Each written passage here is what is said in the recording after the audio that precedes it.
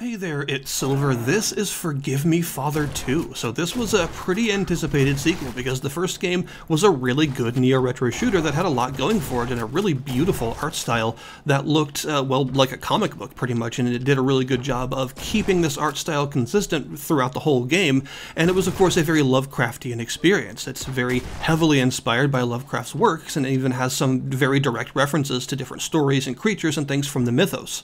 So far from what I've played, I have played through everything that's currently available in this build on hard, and I would say I think this is actually an improvement over the first game across the board, which may be a bit of a controversial thing to say, but I really do think that they've sort of just taken what they did with the first game and just improved it measurably in every sense. So, for instance, in the visuals, we've still got this dark comic book art style, and it does just as good of a job as the original of creating this sort of Lovecraftian dread atmosphere with some body horror here and there and some other more psychological horror in different places, depending on where you are. And this time around, though, I think it's higher resolution. It feels like the sprites, the enemy sprites and things like that, they feel just like a little bit more crisp, more clean, and they just look really nice in general. The animations are also more smooth and seem to have more drawn frames, if that's how they've done it. Also, the weapon models look really cool in this game. It's always important to have good weapon models in an FPS because you are spending the entire game staring at them. But in this case, they all have a little touch of something odd. So some of the weapon models look mostly like normal weapons, but they will have something about them that's a little strange. Like maybe there's some weird green goo coming out of one part of one, or there's a strange unidentifiable symbol scrawled on the top of one of them, something like that. And then there are other weapons as you get farther into the game that are completely different and look basically biomechanical. They have almost like a prey look to them where they are partially alive and have some really unique effects and things tied to them because of that. You know, like for instance, the mortar looks like an actual living being that you're handling. It's got a little bit of mechanicalness to it underneath, but for the most part it looks like a living thing. And I'm a sucker for like biomechanical body horror-y stuff, so having your weapons, well, a lot of your arsenal at least, be this really creepy mixture of like flesh and steel is really cool. I also think they've done a little bit of something different with the art style in terms of its use of color. For one, it's not as grainy as the first game. That is one thing that the only problem I had with the first game's art style, despite being really good, was that it was a little bit grainy looking at times, and this could contribute to a sort of lower resolution sprite look that, I mean, could have been purposeful, but it was just a little bit hard on my eyes. But this time around, that graininess is gone, and everything is a lot more sharp and clear looking, and this is furthered into the way the colors work in this game. Colors do not really bleed into each other in this game. Instead, they're quite vibrant and they're very well used for whatever atmosphere that particular level is going for. So if you're in a very dreary, clinical environment like an asylum, then there's not a whole lot of color there, but there will be, of course, splashes of red and green brightly coloring the place in unsettling ways, and the rest of it will be a much more dismal sort of color palette to, you know, give you the whole atmosphere of psychological dread that it's going for. But then you'll get to some more outdoor areas and you'll see more brightly colored rocks and trees and grass and stuff that isn't quite so dark and murky, and then you'll go to some city streets that are a bit murky but also have some signage and some advertisements and things like that that are more bright and colorful. So the game has a really interesting atmosphere to it. It's got this like noir comic book Lovecraftian thing, but at the same time it's also got some really bright pops of color here and there that accentuate that atmosphere.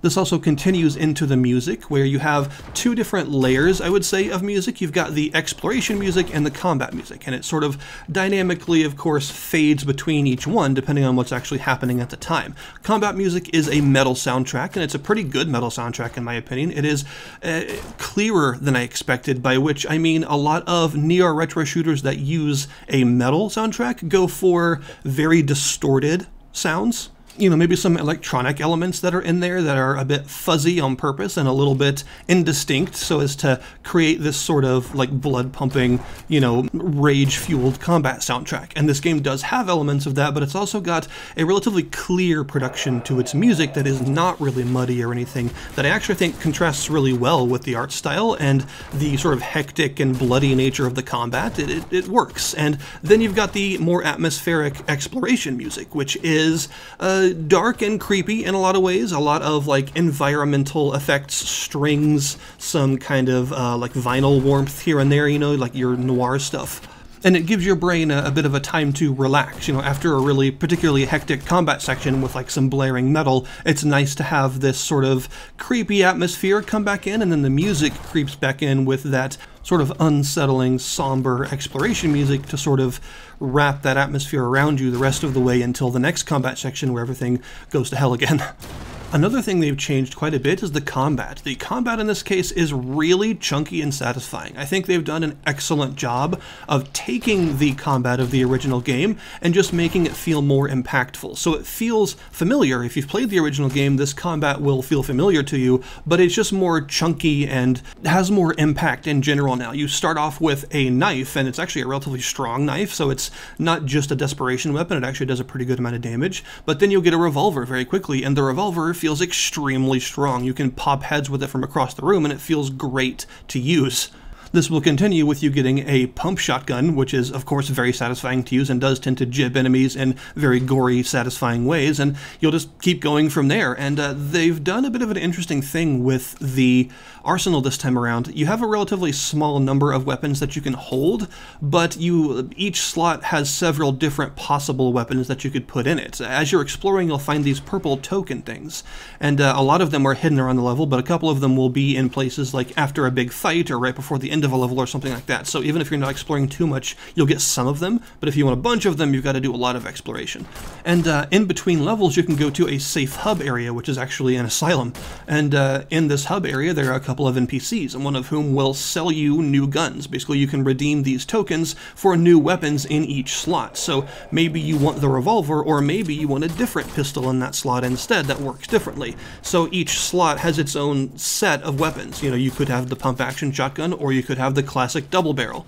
You could use your standard grenade launcher, or you could turn it into a rocket launcher or a mortar.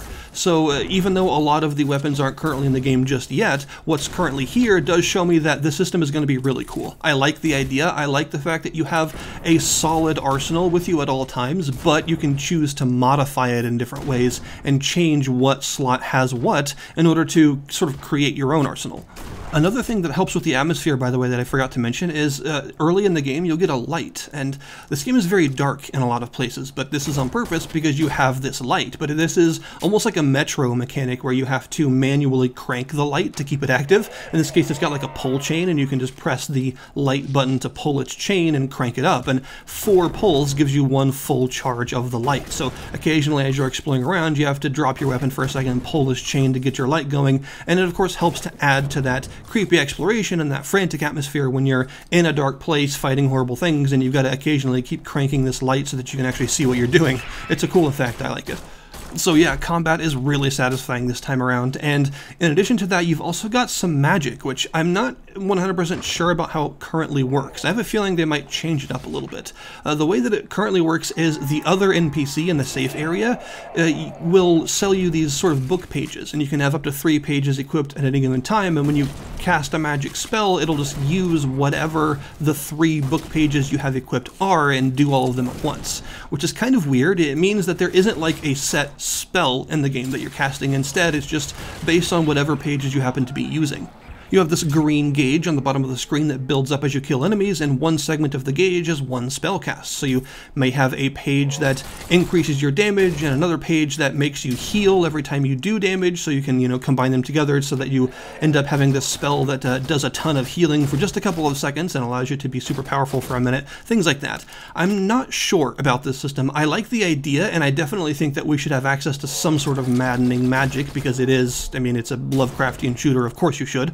But I think it would be more interesting to have sort of discrete spells that you could find. Maybe you could explore around and find these spell pages that you could then bring back to the hub and then use. So you could have maybe 2 or 3 different slots, each one having a page or 2 in it that you could cast separately from each other, and they were more like handmade spells. I think this would be a really cool idea, and I would like to see the overall magic system sort of just changed up a little bit, because I think as of how it currently works, it's a little bit strange, and it doesn't play that big of a role in gameplay, and I think it could be more interestingly implemented in terms of how satisfying and good the combat already is, you know what I mean?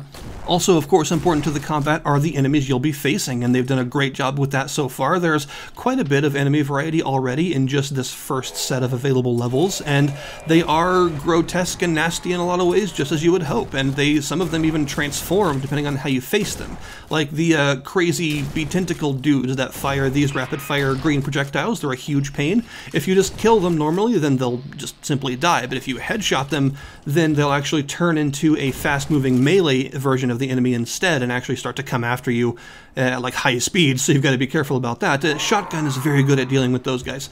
But yeah, I think the enemy variety is good, and I think the enemies are in a good state. If this is the sort of formula that they intend to use, I think it's working very well, and I think as they continue to add more episodes and levels, and of course more enemies along with that, then the overall enemy variety will just get better and better, because they're doing a good job so far of creating unsettling enemies that each have their own unique threat that you've got to deal with, and being able to see their silhouettes in combat and stuff is important. And of course, the final, equally important slice of how a neo-retro shooter works is in its map design, and they've definitely knocked it out of the park so far. The map design in this game is very, very good. It pushes you to explore a lot, while also signposting the levels in such a good way that you never get lost. So you need to explore in this game because you can't hold that much ammo for each weapon type, so you're going to need to be exploring around and finding ammo caches and things to keep yourself going, because there are a lot of enemies on the maps, and if you're not careful, you can run out of ammo pretty quick, so you will need to explore to find those. Also, health drops are pretty rare. They're rarely just laying around. You will occasionally find them here and there, but for the most part, you've got to explore to find them. And armor works the same way. Armor is pretty important in this game because you don't have, at least on hard, you don't have that much health. Like, you can die pretty quickly, so having some armor to buffer that is really important, and that's another thing the game likes to reward you with from exploration. This means that the levels are quite large and have a lot of optional paths to take, a lot of places to explore, and a good number of usually quite well-hidden secrets to find. I very rarely found a secret that I felt was obvious, only like one or two, and that was in like the beginning levels where they're kind of meant to be obvious, you know? Aside from that, I felt like they were pretty well hidden, and there were some that I still haven't found. So obviously I need to up my secret hunting game a little bit. But the levels do tend to be quite sprawling, and you do have the classic 3-key formula, where there are different colored keys that you're expected to find around the levels, each one oftentimes spawning waves of enemies or doing some sort of very nasty trap when you find it, although not always. It keeps you on edge a little bit.